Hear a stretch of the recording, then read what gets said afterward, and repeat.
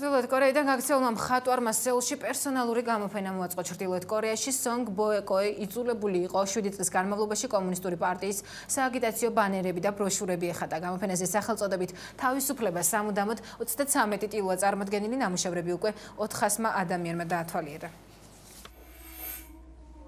ჩრდილოეთ კორეაში ცხოვრების დროს მხატვარი Song Boekoe ვერას დროს წარმოიდგენდა, რომ ძვირფასი ბელადის კიმ ჩენ ირის თავს მერლინ მონროს სტანს დაადგამდა. თუმცა ის ახლა სამხრეთ კორეაში იმყოფება და შეუძლია თამამად გამოხატოს ის, რასაც მეზობელ სახელმწიფოში ცხოვრების დროს გრძნობდა.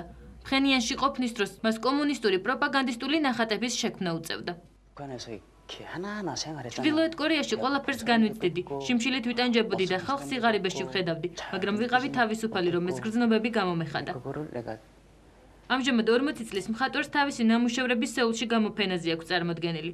გამოფენაზე სახელწოდებით თავისუფლება სამუდამოდ 33 ტილოა წარმოდგენილი. ნამუშევრები უკვე 400,000 ადამიანმა მოინახულა. 2000 წელს Song Boekoe-მა მამასთან ერთად ჩრდილოეთ კორეიდან ჩინეთში სცადა გაქცევა. იქ მას ნათესავებისგან დახმარების იმედი ჰქონდა. საზღვარზე მდინარის გადალახვის დროს Boekoe-ის მამა დინებამ გაიტაცა. შიმშილის გამო მე და მამაჩემმა ჩინეთში გადასვლა გადავწყვიტეთ.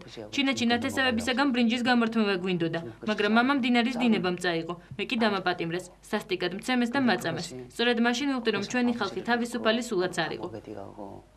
Song Boekoe ჩრდილოეთ კორეაში 7 წლის განმავლობაში კომუნისტური პარტიის სააგიტაციო ბანერებსა და პლაკატებს ხატავდა. ჩრდილოეთ კორეაში ხელოვნება არ არსებობს, იქ საკუთარ აზრს ვერ გამოხატავ. მე ნახატის დიზაინს ყოველთვის პარტიის ან მთავრობის წევრები მაძლევდნენ. შემდეგ კი ამ დიზაინის მიხედვით უნდა მეხატა. სხვაგვარად რომ დამეხატა, ჩემს სიცოცხლეს საპატიმროში დავასრულებდი. Boekoe-მა ჩრდილოეთ კორეიდან გაქცევა მოახერხა და მოღვაწეობა სეულში დაიწყო. მან ფერწერა ადგილობრივ უნივერსიტეტში შეისწავლა და თავისუფლების პირობებში ტილოების შექმნა დაიწყო. დიდი ხნის განმავლობაში მხატვარს თავისი ნამუშევრები გამოფენაზე ვერ გაქონდა. Boekoe-ის თქმით, მას ეშინოდა, რომ ზიანს მიეყენებდა მის ახლობლებს, რომლებიც ჯერ კიდევ ჩრდილოეთ კორეაში ცხოვრობდნენ. Boekoe-მა გამოფენის გამართვა დედის გარდაცვალებისა და სამხრეთ კორეიდან დის ჩამოყვანის შემდეგ მოახერხა. მინდა რომ ადამიანები ჩრდილოეთ კორეის მოსახლეობისა და თავისუფლების შესახებ დაფიქრდნენ. მინდა რომ ადამიანებმა ერთმანეთს ხელებით ჩაკიდონ და ორ კორეას შორის კედელი დაანგრიონ. ჩრდილოეთ კორეელი მხატვრის ნამუშევრები სეულის საგამოფენო დარბაზში 8 თებერვლამდე დარჩება.